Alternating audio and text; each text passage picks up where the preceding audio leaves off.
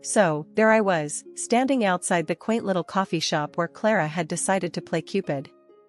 Clara's been my go-to gal since high school, always into stars and numbers and all that jazz. Me? I've always kept my feet on the ground.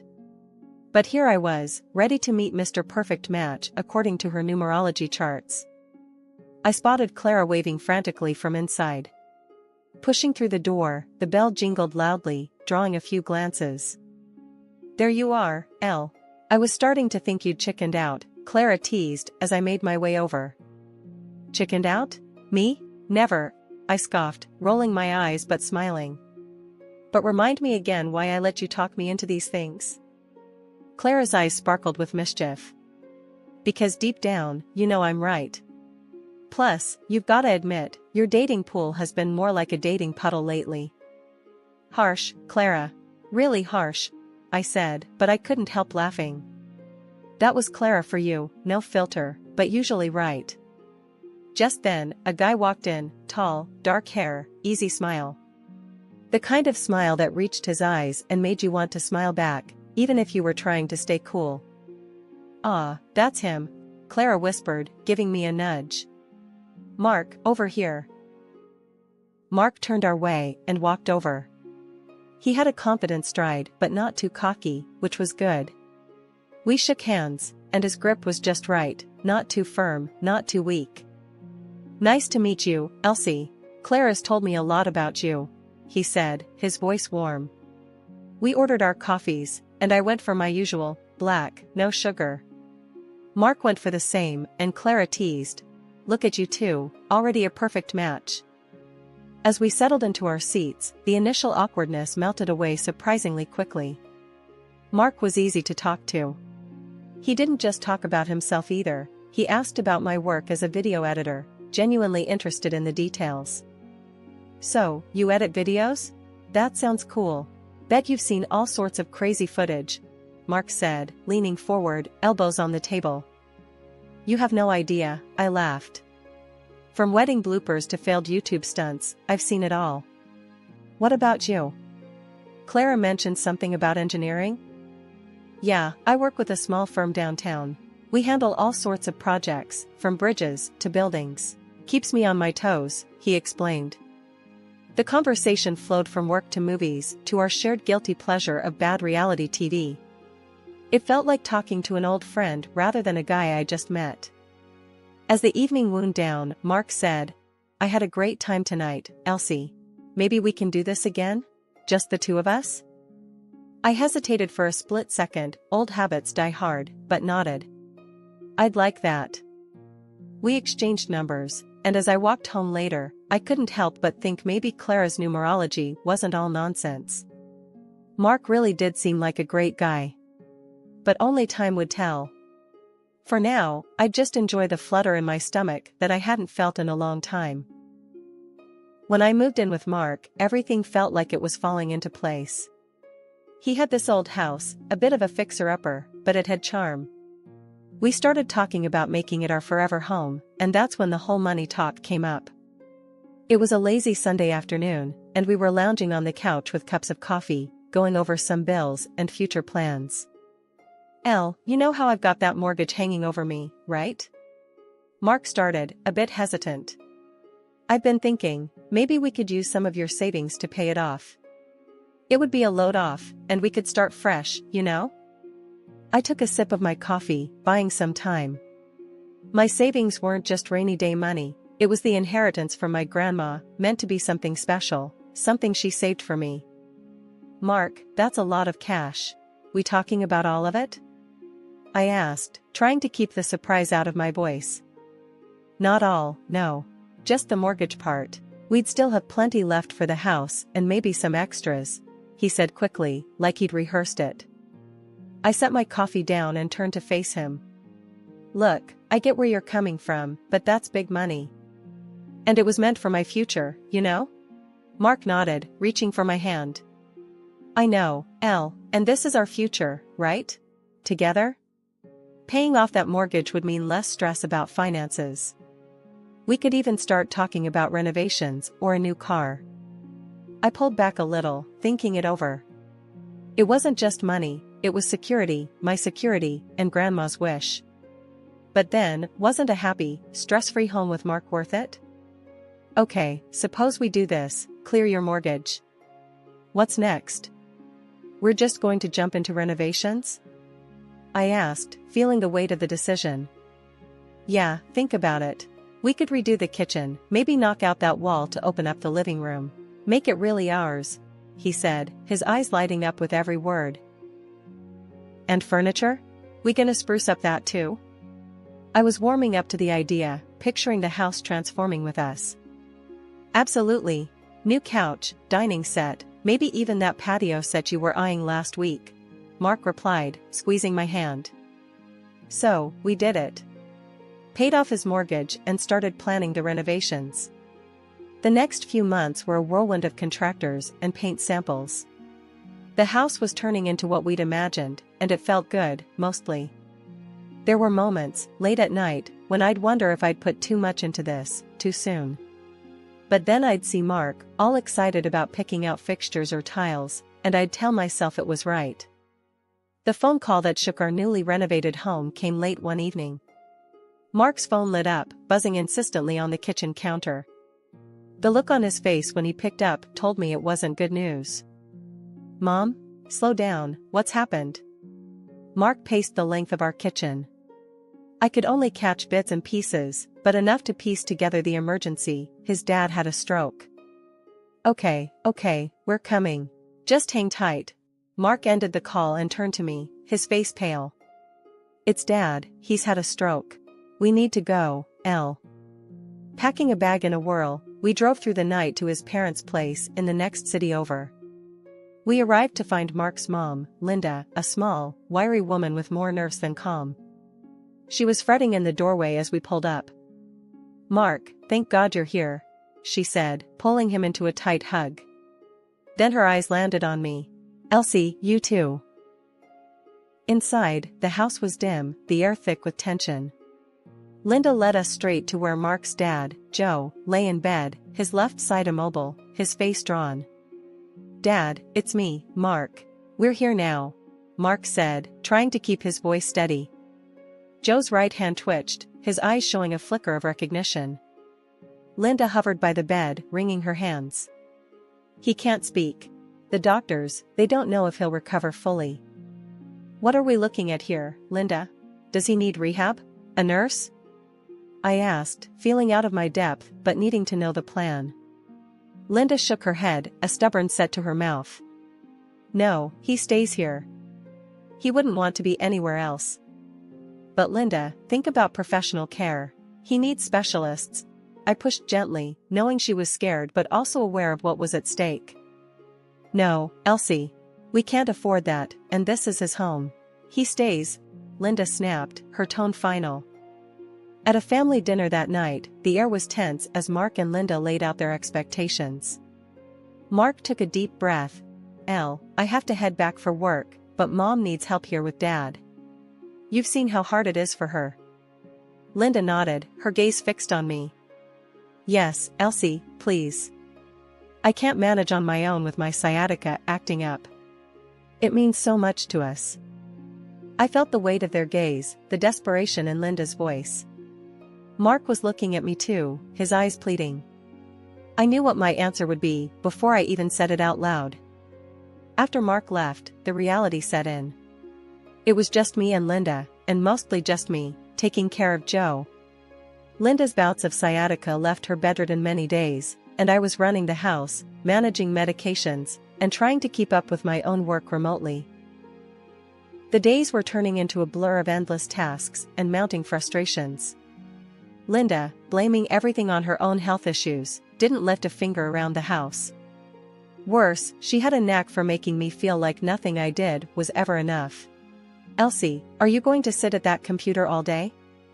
Linda's voice would slice through the quiet of the house like a knife. I was hunched over my laptop, trying to meet a video editing deadline, the stress evident in my tightly furrowed brow. I'm working, Linda. This is my job.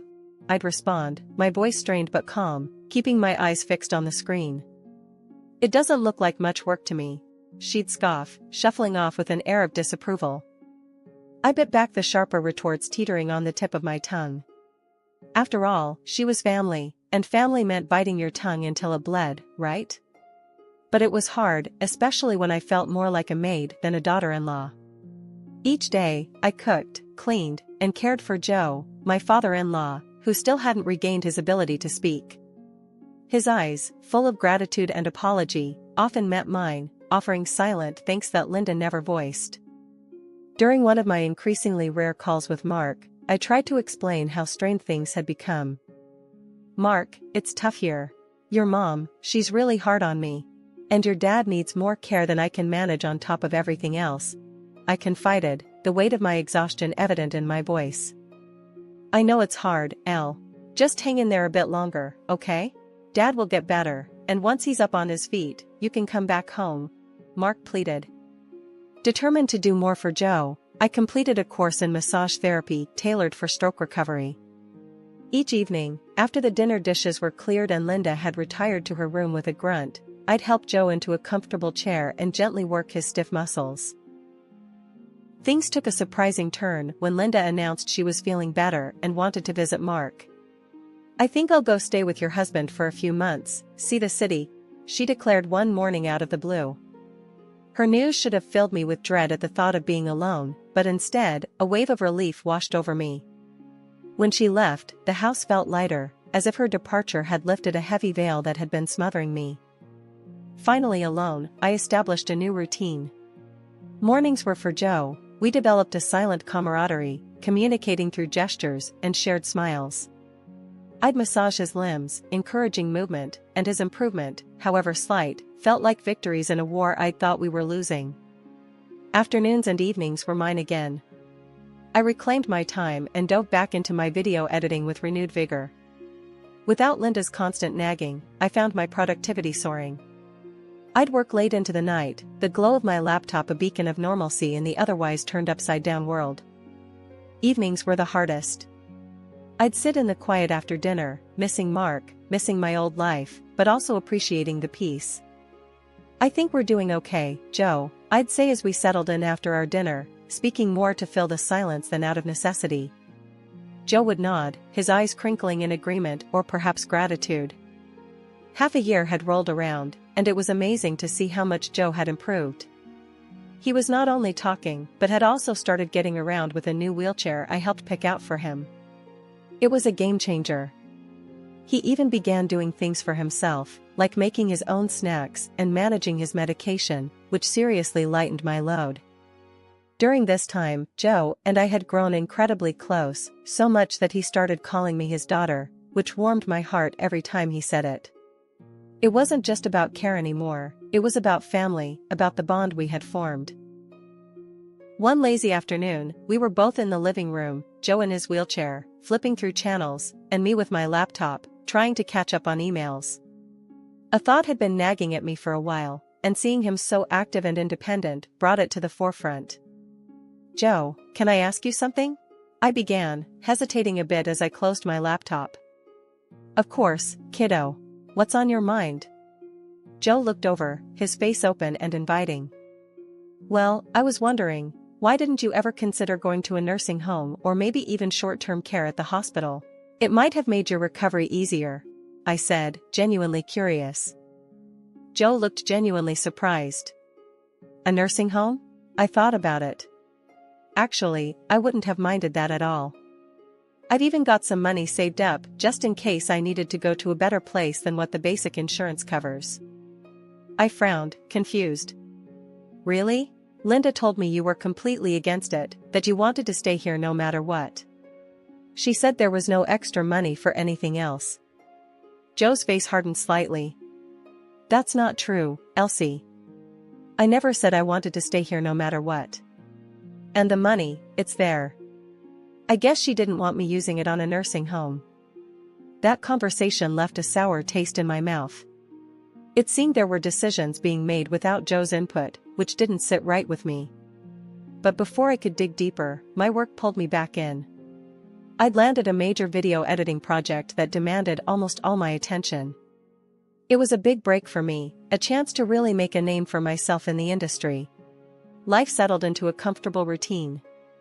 Joe was doing well, my career was on an upswing, but there was a void where Mark used to be. His visits had become non-existent, and his calls were brief and distracted. Busy at work was always his excuse. As Joe's health stopped causing concern, I thought it was time to mend things at home too. With a heart full of hopeful anticipation, I packed up some of my things, hugged Joe goodbye, and headed back to the house that Mark and I had turned into a home. It was late evening when I arrived, the neighborhood cloaked in darkness, the familiar glow of our porch light a beacon in the night. But something was off. As I approached the front door, my key wouldn't fit into the lock. Confused and slightly anxious, I rang the doorbell. After a few tense moments, the door swung open, revealing a woman I'd never seen before. "Can I help you?" she asked, eyeing me suspiciously. I live here with my husband. Who are you?" My voice trembled, a mix of confusion and growing dread setting in. "I'm just watching the house for the new owner," she responded, her tone cautious yet firm. "New owner? There must be some mistake. This is my house," I said, the firmness in my voice belying the shock that was starting to take hold. "I'm sorry, ma'am, but the house has been sold. Maybe you should call your husband or something," she suggested before she started to close the door. Panic rising, I stepped back, pulling out my phone to call Mark. My hand shook so badly, I nearly dropped it twice. When he finally answered, his voice was cold, detached. "Mark, what's going on? Why is there someone else in our house?" I demanded, my voice cracking under the strain. "Elsie, I sold the house. We needed to move on. I bought a new place with my mom. There's no room for you there," he said, his words like ice shards piercing through me. "But all the money I put into that house, our house. How could you sell it without even telling me?" I could barely keep the desperation out of my voice. Mark laughed, a sound so chilling it echoed in my ears. "You think you can prove any of that? Good luck, Elsie. Are you divorcing me?" My voice was a whisper, barely audible even to my own ears. "The papers are on their way to Dad's. You can sign them and send them back," Mark said flatly. "Mark, please, what about your dad? What about Joe?" I pressed, desperate for some semblance of sanity in this madness. "He's no longer my concern. Mom's got the will in her favor now. We don't need you, or him. Why don't you take care of him if you're so concerned?" His tone was dismissive, as if discarding not just his father but our entire life together. The line went dead, the finality of the tone signaling the end of everything we had built. I stood there in the dark, alone, the cold night air wrapping around me like a shroud. The woman in the house turned off the porch light, and suddenly the beacon that had always signified home was gone, leaving me in darkness. I stumbled back to my car, my mind a whirlwind of betrayal, pain, and disbelief. The drive back to Joe's was a blur, my thoughts racing as I tried to piece together the shattered remnants of my life. How had everything gone so wrong so quickly? Steeling myself, I got out of the car and walked up to the front door. It opened before I could knock, Joe looking up from his wheelchair, his expression worried. "Oh, Joe, it's all gone. The house, Mark, he's left us with nothing." Joe took a deep breath and looked me straight in the eye. "Elsie, I've known about their scheming for a while now," he began, his voice grave but steady. "After my stroke, when I couldn't speak or move, I heard them. Linda and Mark, plotting right in front of me." I stared at him, aghast. "What? You knew?" My voice cracked under the strain of my emotions. Joe nodded slowly. "Yes, I heard them planning to sell the house out from under you. And worse, they planned to dump me in some cheap care facility once they cashed in on my assets." I felt a cold fury building inside me, replacing the despair. How could they be so cruel? To you, to me? I struggled to wrap my head around the depth of their deceit. Joe's face hardened. "They're only after the money, Elsie.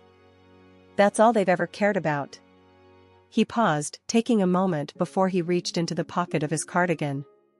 Pulling out a set of keys, he placed them in my hand. "But I've made moves of my own. I bought the house back, secretly. It's yours now, Elsie. I want you to have it."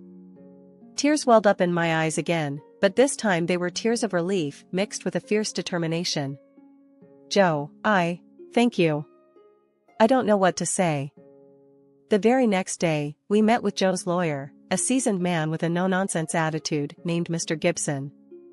In his office, filled with legal books and papers, Joe made it clear he wanted to change his will. I want everything to go to Elsie. She's the daughter I should have had, Joe declared, his voice unwavering. Mr. Gibson nodded, taking notes. I'll prepare the new documents.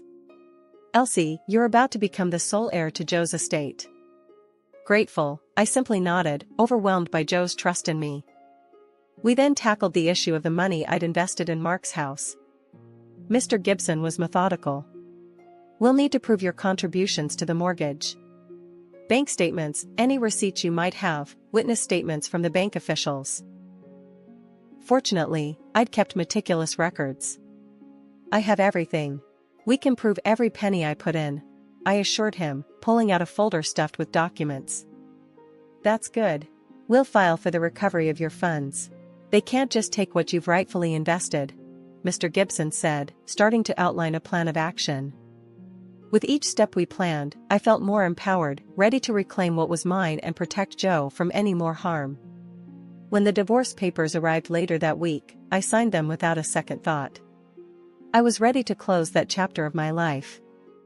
A week later, Mark and Linda showed up at my doorstep, the house they once called theirs, now indisputably mine. Their faces were the picture of desperation. I had already heard through my lawyer that they were panicking over the lawsuit I planned to file, demanding back the $150,000 I had put into the mortgage. Elsie, please, we need to talk, Mark began, his voice shaky, avoiding eye contact as if the guilt was too much to bear. Linda chimed in, wringing her hands nervously. We're so sorry, Elsie. It all got out of hand. Please, can't we just put this behind us? I leaned against the doorframe, arms crossed, not moved by their distress. Sorry? After everything you've done? You think a simple apology will fix it? But we're family, Linda tried again, her voice trembling. That ship sailed the moment you betrayed me and Joe, I replied sharply, the anger in my voice clear and unyielding. Seeing that their pleas were getting them nowhere, I decided to twist the knife a little deeper. And just so you know, Joe has changed his will. Everything goes to me now. The grin I wore was cruel, sweetened by the justice of it all. Linda's face went pale, and she fainted right there on my new porch. Mark, flustered and embarrassed, had to catch her before she hit the ground. The trial that followed was nothing short of a circus. Mark fought tooth and nail for every cent, refusing to admit that the money I invested was mine. Linda, ever the actress, put on quite a show in court, feigning illness to gain the judge's sympathy. But the evidence was undeniable. In the end, the judge ruled in my favor. The defendant is ordered to repay $150,000 to the plaintiff. The evidence supports her claim unequivocally. Relief washed over me as justice was served. The gavel's final bang was like music to my ears. I walked out of that courtroom with my head held high, free from the chains Mark and Linda tried to place on me. Back at home, the house felt more like a sanctuary than ever. Joe and I celebrated quietly, a small toast to new beginnings and to justice. Life settled into a comfortable routine after that. I resumed my video editing work, finding joy in the craft that had always been my passion. Joe was more than just a father-in-law now, he was family, a true friend. News reached us through friends that Mark and Linda had to sell their flashy new apartment to cover the repayment. Now they were living in a rental, much humbler than before. It was a fitting turn of events, though I took no pleasure in their downfall. Just last week, Clara, my numerologist friend, called me up. Elsie, I found the perfect guy for you. His birth date lines up beautifully with yours. I couldn't help but laugh, a light, free sound that felt good on my lips. Thanks, Clara, but I think I'm going to stick to meeting people the old-fashioned way. Life's been too crazy for any more predictions. She laughed along with me, and we chatted for a few more minutes about life and love, the conversation light and easy.